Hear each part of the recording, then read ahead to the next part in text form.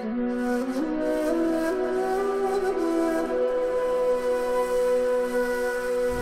bismillahirrahmanirrahim. Assalamualaikum warahmatullahi wabarakatuh. Waalaikumsalam warahmatullahi wabarakatuh. Ya, kembali bersama saya Muhammad Supriyadi di program Sapa Ustadz di channel Ngaji Subuh.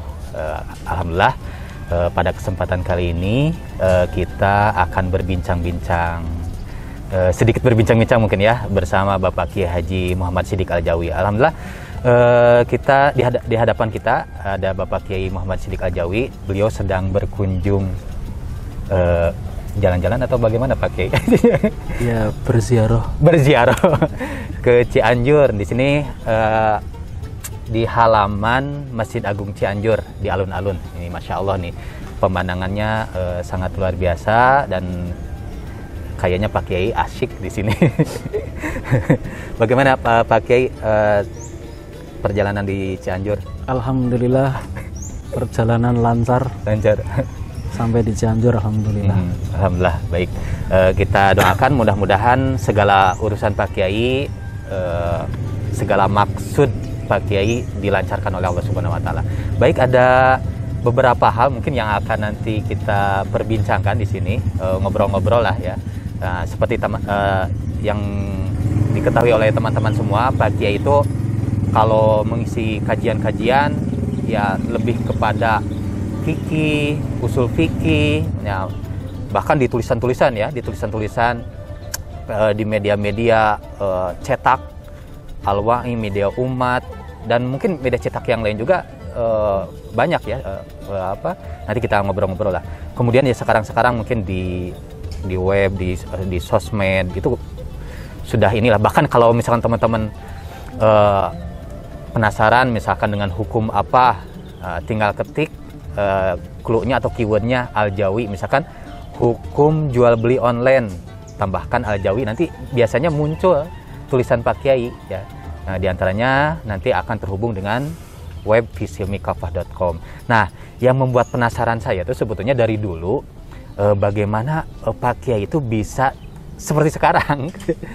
Apakah dari kecil tuh memang pesantren khusus dari SD, katanya dari usia SD, jurusan fikih, jurusan usul fikih, atau seperti apa? Nah, kita ngobrol-ngobrol. Nah, ini Pak Kiai, bagaimana dulu Pak Kiai ketika kecil? Apakah memang linier dari dulu tuh pesantren dari kecil gitu, dititipkan sama orang tua, atau seperti apa Pak Kiai?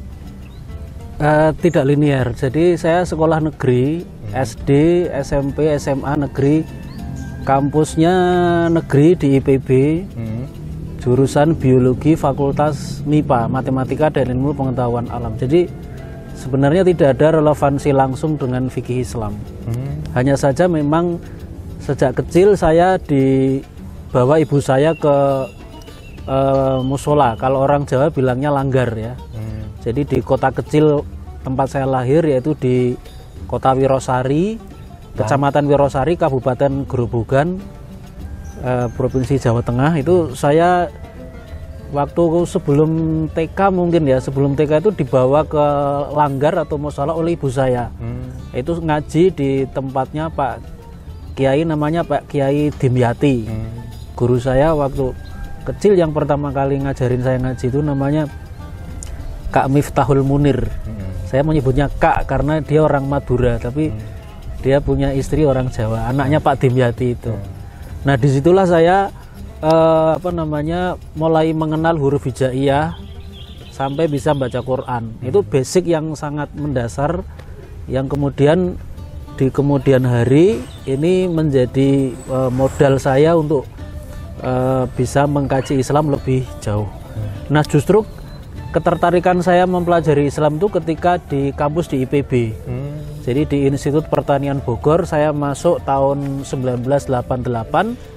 Mulai semangat itu belajar Islam itu di tingkat 2. Karena saya dulu aktif di kegiatan keislaman mahasiswa di organisasi kampus namanya BKI IPB, Badan Kerohanian Islam Institut Pertanian Bogor. Kalau sekarang namanya BKIM, Badan Kerohanian Islam Mahasiswa. Kalau dulu BKI saja, Badan Kerohanian Islam IPB gitu. Jadi dari situlah, dari kajian-kajian itu mulai muncul. semangat saya belajar Islam. Kebetulan saya dulu juga di IPB itu waktu awal-awal saya tuh kos di dekat kampus IPB Baranang Siang, namanya Babakan Fakultas. Di belakang kampus Baranang Siang yang lembah gitu ya. Nah di situ saya dekat, kosnya itu dekat dengan pesantren namanya Nurul Imdad waktu itu yang diasuh oleh Kiai Haji Ahmad Zaini Dahlan atau Ustadz Elon. Nah disitulah saya itu menjadi santri kalong. Jadi santri kalong, jadi tidak tinggal di situ, tapi sering ikut kajian di situ, khususnya yang ba'da subuh. Jadi waktu itu ngajinya masih saya ingat kitab-kitabnya. Jadi tafsir Al-Jalalain, kemudian kitab hadis itu ada Al-Jami'us Shaghir Imam Suyuti, kemudian ada kitab Jawahirul Bukhari, Al-Jami'us Shaghir, tafsir Jalalain. Nah itu 3 kitab itu. Nah itu kira-kira tahun 90 sampai 92 di IPB waktu itu. Nah tahun 92 sampai 94 itu saya ada pondok pesantren mahasiswa waktu itu namanya Al-Azhar. Jadi di situ memperdalam lagi. Nah, jadi akhirnya walaupun saya kuliahnya di IPB mempelajari ilmu-ilmu pertanian ya atau eksakta, tapi ternyata yang lebih menjadi passion saya itu akhirnya itu ya Islam, kajian Islam secara umum ya. Lebih khusus lagi itu fikih, tapi sebenarnya minat saya tidak terbatas hanya pada fikih ya, tapi ya bahasa Arab, kemudian juga usul fikih ya, kemudian ada pemikiran Islam dan lain-lain. Jadi dari pengalaman saya itu sebenarnya ya tidak linear dari pendidikan yang formal dengan istilahnya ilmu atau spesialisasi yang saya miliki itu tidak linear sebenarnya. Oh gitu ya. Saya baru tahu justru. Saya kira memang mungkin dari SD SMP-nya mungkin kalau SD minimal katakan MI mungkin ya, SMP MTS atau mungkin pesantren. Ternyata baru dari mahasiswa gitu. Iya, dari mahasiswa. Cuma dulu waktu SD kalau nggak salah dari sekitar kelas 2 sampai kelas 4 itu setelah saya selesai sekolah itu sekitar jam 2 itu pernah ikut semacam madrasah gitu loh.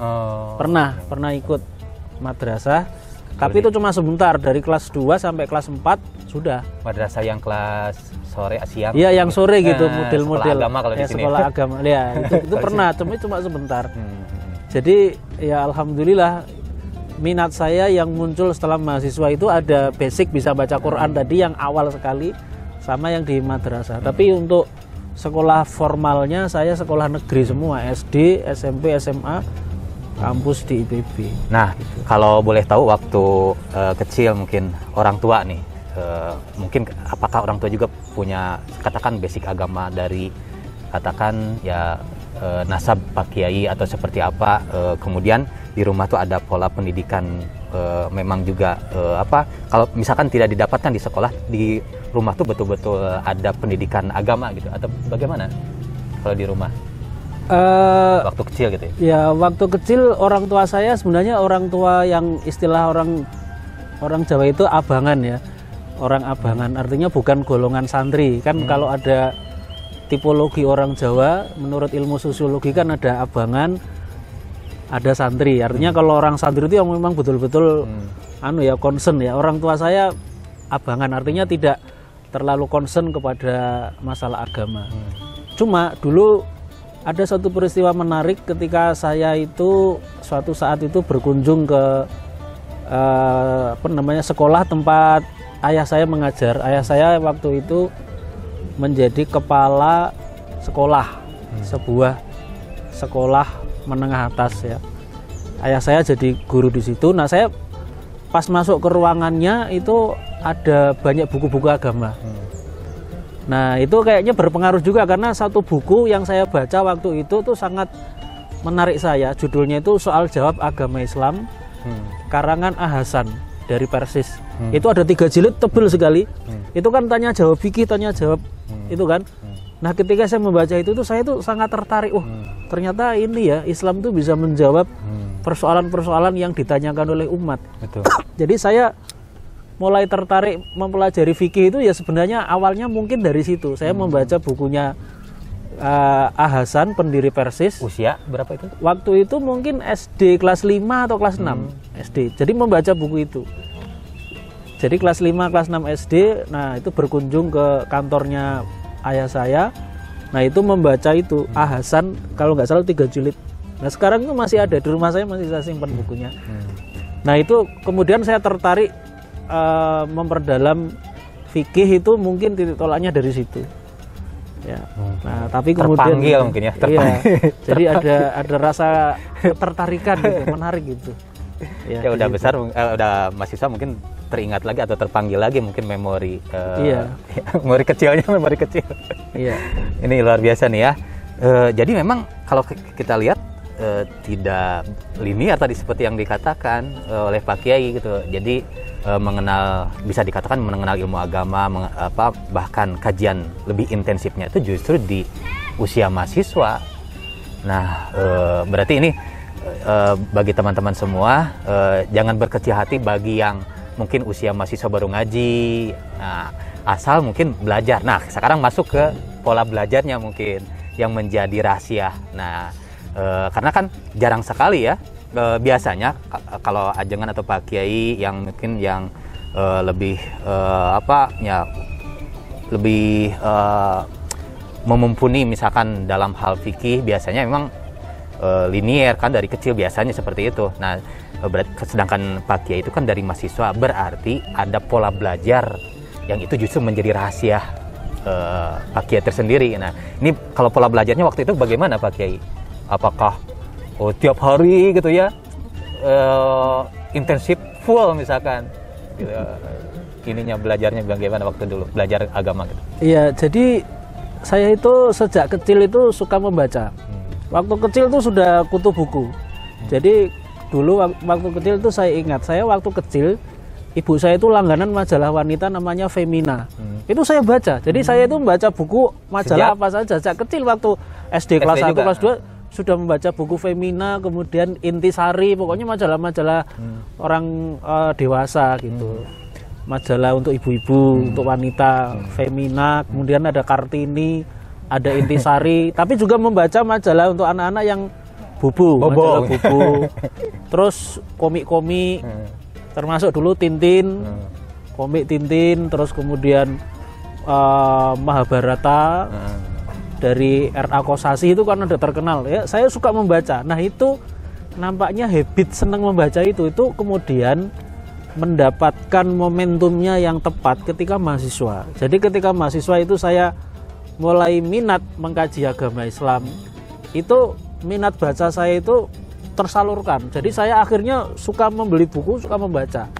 Dan jadi itu akhirnya menurut saya menjadi satu kunci yang sangat signifikan untuk saya, karena saya punya basic habit sejak kecil itu senang membaca, bertemu dengan bacaan-bacaan agama Islam, ini akhirnya kemudian menjadi bekal saya yang sangat signifikan. Itu bekal membaca itu satu. Kemudian yang kedua itu ketika saya kuliah ya, saya mulai serius mempelajari bahasa Arab. Karena saya melihat bahasa Arab itu kunci. Jadi kalau kita itu mengerti bahasa Arab, berarti kita akan bisa mengakses perpustakaan Islam ya, buku-buku Islam apapun, apakah itu tafsir, hadis, fikih, usul fikih, semua itu akan bisa saya akses dengan satu kunci. Kuncinya itu bahasa Arab. Makanya awal-awal saya mempelajari Islam, semangat di kampus itu saya mengejar bahasa Arab. Awalnya yang saya kejar itu kemampuan bahasa Arab supaya bisa membaca. Awalnya berarti mempelajari ilmu nahwu, ilmu sorof, itu saya mulai belajar. Tapi kemudian setelah bisa membaca kitab, saya tingkatkan lagi dengan kemampuan conversation atau muhadatsah.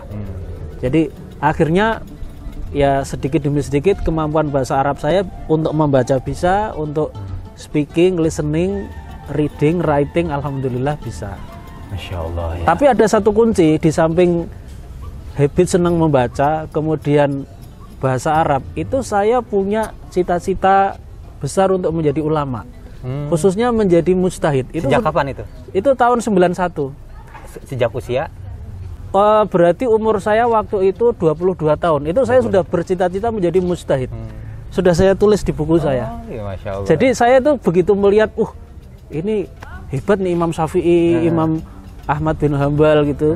Wah, ini kayaknya ini yang harus saya tuju. Jadi saya itu sudah bercita-cita jadi ulama itu kira-kira tahun 91 ketika saya kuliah ya mungkin tingkat 3 waktu di IPB dulu. Jadi bukan dari kecil gitu ya? Enggak, ya cita-citanya justru terbentuk setelah di kuliah itu, wah ini kayaknya menjadi passion saya nih kayaknya gitu. Iya, Masya Allah ya. Luar biasa nih, jadi pelajaran berharga bagi kita. Tadi Pak Kiai itu ternyata ada tahapan awalnya ya, rahasianya tadi senang baca, yang kedua belajar bahasa Arab. Karena tadi bahasa Arab itu bisa dikatakan ilmu alat, menjadi pembuka ilmu-ilmu Islam yang lain ya, sakopah-sakopah Islam yang lain. Nah, kalau begitu mungkin kalau belajar kalau bukan belajar baca, membaca gitu ya. Kalau misalnya kegiatan membaca ini Pak Kiai kalau sehari mungkin berapa buku atau bacanya seperti apa Pak Kiai? Kegiatan baca. Saya sekarang itu lebih banyak membaca lewat internet. Jadi kalau ada suatu masalah tertentu saya biasanya mencari artikel, mencari kitab lewat internet. Jadi tapi kalau membaca kitab yang cetakan ya masih ada. Tapi karena saya kadang suka traveling kemana-mana, akhirnya lebih sering membaca lewat internet. Tapi tetap yang namanya habit membaca itu setiap hari itu ada, tapi saya tidak pernah menentukan batas waktu ya, berapa gitu. Pokoknya sesempatnya, pokoknya sesering mungkin membaca. Ya, Masya Allah gitu. Ya, luar biasa. Nah, baik. Nah, kemudian kenapa tertarik ilmu fikih mungkin di situ yang menjadi pertanyaan setelah itu tuh? Sejak kapan? Ketertarikan pada fikih itu ya sejak tahun 91 itu. Ketika saya mulai mencanangkan cita-cita menjadi mujtahid tahun 91. Karena saya melihat bahwa Islam itu sebenarnya punya kemampuan untuk bisa menjawab semua persoalan, apapun itu. Kita masuk ke toilet saja diatur kaki mana yang masuk dulu, doanya apa. Ketika keluar dari toilet itu kaki mana, doanya apa, itu aja ada aturannya. Apalagi peraturan bernegara, peraturan bermasyarakat sudah pasti ada gitu. Apapun itu bidangnya, apakah itu mau kesehatan, apakah itu ekonomi, pendidikan, saya yakin itu ada dalam Quran atau hadis ya, karena memang Islam itu mengatur semua aspek kehidupan. Ya, baik. Nah, jadi itu yang membuat saya kemudian berusaha bagaimana agar Islam yang punya kemampuan untuk bisa menjadi solusi semua persoalan itu bisa terwujud. Kan itu Quran kan nggak bisa bicara sendiri kan.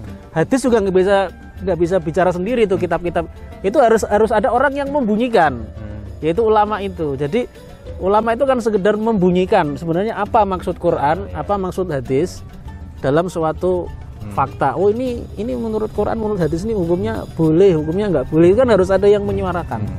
Nah, disitulah peran saya untuk titik tolak semangat saya untuk mempelajari fikih, karena fikih ini sangat luas ya.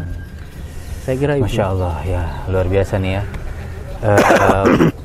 Mungkin ada pesan mungkin bagi teman-teman untuk tadi kan udah banyak pelajaran dari Pak Kiai yang disampaikan, bagaimana Pak Kiai itu belajarnya gitu ya. Nah, itu tiap hari begitu ya? Ya. Nah, saya gini, ada informasi ya dari teman-teman gitu. Pak Kiai itu kalau udah buka laptop udah baca, katakan jam 11 malam, ini waktu itu katanya ada yang satu penginapan sempat ngintip-ngintip, katanya jam 11 masih melek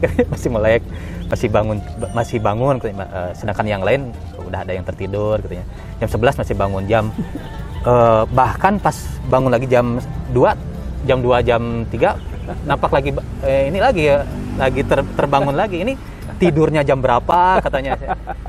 Bagaimana Pak Kiai? Ya mungkin bisa dikatakan memang membaca itu. Sebentar. Nah, ini ada kendaraan lewat. Ya. Silakan. Ya, mungkin bisa dikatakan membaca itu mungkin aktivitas yang boleh dikatakan selalu dan pasti saya lakukan setiap hari. Dan pasti itu sering. Hanya memang ya karena kegiatan kan bermacam-macam ya. Akhirnya tidak bisa rutin. Pokoknya sesempatnya kapanpun ada waktu ya saya gunakan untuk membaca gitu. Ya. Luar biasa nih, Masya Allah ya. Saya kira itu.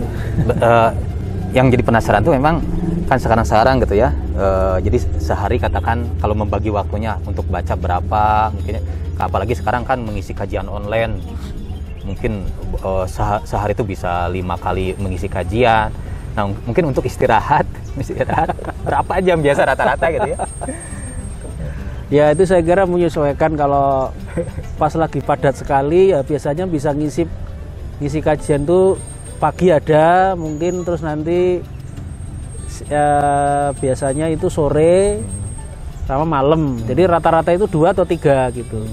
Tapi itu kan artinya untuk bisa mengisi sehari 3 kali itu kan memang istilahnya apa ya, bekal ilmunya kan mesti harus ada gitu. Dan saya itu bersyukur itu ilmu itu sudah saya peroleh sebelumnya. Bayangkan kalau saya blank, nggak punya ilmu, terus saya harus mengisi sehari 3 kali, saya itu mau ngomong apa gitu kan, nggak bisa ngomong itu sehari 3 kali dan itu full seminggu ngomong terus. Ya alhamdulillah itu ya sekarang inilah saya merasakan bahwa kebiasaan saya atau habit saya suka membaca itu ya gunanya itu bisa saya rasakan sekarang. Ketika permintaan kajian itu sedemikian padat, itu bisa saya tanggapi, artinya bisa saya sanggupi. Pagi ngisi pada subuh, terus nanti sore ngisi lagi, malam ngisi lagi gitu. Alhamdulillah bisa. Ya, Masya Allah ya, luar biasa. Menarik ya. Sebetulnya masih banyak yang penasaran, mungkin ingin lebih mendalam lagi, lebih dekat lagi mengetahui bagaimana sehari-hari Pak Kiai gitu ya. Apa yang dibaca. Nah ini yang jadi tadi sempat terlintas pertanyaan. Buku atau kitab favorit apa yang Pak Kiai senangi sampai sekarang? Yang pertama itu kitab At-Tafkir yang ditulis oleh Imam Taqiyuddin An-Nabhani. Kenapa itu? Itu sangat luar biasa karena membongkar paradigma tentang metode berpikir. Jadi ternyata ditemukannya definisi berpikir itu mempunyai signifikansi atau nilai penting yang sangat luar biasa. Betul. Dari mulai hal yang kecil sampai hal yang besar. Mungkin nanti satu saat bisa ada materinya. Saya punya satu tulisan singkat itu judulnya Signifikansi Definisi Berpikir menurut Imam Taqiyuddin An-Nabhani. Itu saya menemukan ada sekitar 7 signifikansi, 7 nilai penting definisi berpikir. Nah, apa itu? Nah, nanti tunggu tanggal mainnya. Nah, itu sangat menarik. Itu kitab tafkir itu. Ya? At-Tafkir.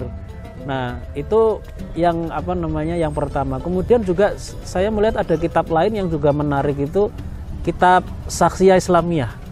Saksiyah Islamiyah itu juga karangan Imam Taqiyuddin An-Nabhani, juz 1, juz 2, juz 3. Itu menurut saya kitab yang luar biasa yang menjadi basis pemahaman saya terhadap Islam. Jadi itu ilmu atau pemahaman yang sangat luar biasa, yang itu ketika seorang muslim memahaminya, itu insya Allah akan bisa memahami Islam itu dengan lebih baik dan lebih cepat. Yang mungkin kalau dia tidak membaca kitab itu perlu waktu mungkin lebih lama. Tapi dengan membaca kitab itu kita bisa memahami Islam dengan waktu yang lebih singkat, tapi sudah komprehensif. Ya, saya kira itu sebagian kitab yang favorit. Kitab At-Tafkir itu mulai dibaca sejak kapan? Itu saya baca sejak tahun 90-an ya, mungkin 92, 93. Jadi waktu itu saya masih kuliah. Dan kemudian kitab ini kan diterjemahkan dan diedit. Nah, kebetulan saya editornya. Jadi ketika saya mengedit, pantesan. Ketika saya mengedit, saya bisa menghayati. Dan ternyata memang begini. Ketika saya mengedit itu memang harus istilahnya apa ya? Itu kan konsep yang dibahas di kitab tafsir itu. Oh ya, orang yang menulis itu latar belakang wawasannya itu sangat luas gitu. Di dalam kitab itu ada pendefinisian berpikir. Nah, kebetulan saya sudah pernah membaca buku-buku lain yang terkait dengan ini, buku-buku filsafat, pemikiran. Yang ketika saya mengedit at-tafsir itu jadi lebih paham ya. Lebih paham. Di antaranya saya pernah membaca buku yang berjudul Falsafatuna, karangan Muhammad Baqir As-Sadr, itu sangat penting. Kemudian saya juga pernah membaca buku-buku filsafat yang itu kemudian membuat saya lebih mudah menerjemahkan atau mengedit kitab itu di bagian kritik terhadap filsafat Barat dan filsafat Yunani. Karena ada buku-buku yang pernah saya baca sebelumnya, di antaranya Sejarah Filsafat Islam karangan Majid Fakhri. Kemudian ada filsafat Barat tulisan Bertens. Bertens itu orang Katolik mungkin ya. Nah, itu jadi buku-buku filsafat seperti itu, termasuk buku ini yang juga membantu saya mengedit atau menerjemahkan tafsir itu, Peta Pemikiran Karl Marx ya. Itu tulisan Andi Muawiyah Romli, itu skripsi S1 di IAIN, dulu namanya IAIN Sunan Kalijaga, Yogyakarta.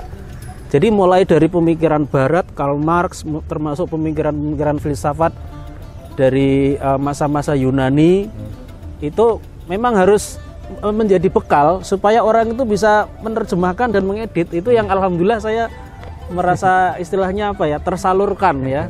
Wawasan saya ini ada gunanya gitu loh. Oh, ini maksudnya ini nih. Oh, ini maksudnya ini filsafat emanasi. Oh, saya pernah membaca ini emanasi, saya beri keterangan gitu. Ya. Saya kalau baca at-tafsir itu ketika awal-awal 2-3 kali tamat baru paham, baru ngerti maksudnya kemana arahnya at-tafsir. Ternyata itu jadi kunci ya, kitab at-tafsir itu jadi bahkan jadi buku atau kitab favorit Pak Kiai ini. Masya Allah nih. Baik, mungkin itu yang bisa kita perbincangkan di kesempatan kali ini. Nah, selanjutnya mungkin ada pesan bagi teman-teman, terutama terkait ilmu-ilmu fikih dan usul fikih. Mungkin ada pesan penting bagi Pak Kiai, bagi jamaah ngaji subuh. Yang pertama itu pelajarilah bahasa Arab, karena bahasa Arab itu adalah kunci untuk bisa membuka kitab-kitab bahasa Arab apapun itu. Mau kitab tafsir, mau kitab hadis, mau kitab usul fikih atau tarikh atau sejarah atau ilmu mantik yang ada dalam bahasa Arab, itu baru bisa kita buka ya dengan kunci yaitu bahasa Arab. Makanya saya menyarankan teman-teman tuh belajar bahasa Arab. Kemudian yang kedua, supaya kita bersemangat mempelajari Islam itu, milikilah cita-cita yang tinggi. Misalnya cita-cita menjadi mujtahid. Kalau cita-citanya hanya menjadi muqallid, ya nanti kalau meleset nanti malah nggak jadi apa-apa. Mendingan cita-citanya tinggi, mujtahid. Kalau meleset ya muqallid, tapi muqallid yang faqih gitu. Jadi walaupun tidak jadi mujtahid tapi faqih gitu. Ya. Kemudian yang ketiga, fikih itu sangat penting karena mengatur semua aspek kehidupan kita. Apapun persoalan kehidupan kita itu solusi praktisnya itu pasti fikih. Walaupun orang tuh mengetahui filsafat segala macam ilmu-ilmu yang mendalam, tapi nanti ujung-ujungnya fikih. Ini boleh apa tidak boleh itu fikih yang bisa menjawab. Ya, maka pelajarilah fikih itu dengan seksama. Oke. Terima kasih. Kalau usul fikih sendiri ada pesan nggak terkait usul fikih? Ya, fikih itu tidak mungkin kecuali kita menguasai usul fikihnya. Ya, jadi kalau orang ingin mempelajari fikih secara sempurna, ya tentu harus didasarkan pada usul fikihnya. Jadi itu otomatis melengkapi. Gitu. Masya Allah.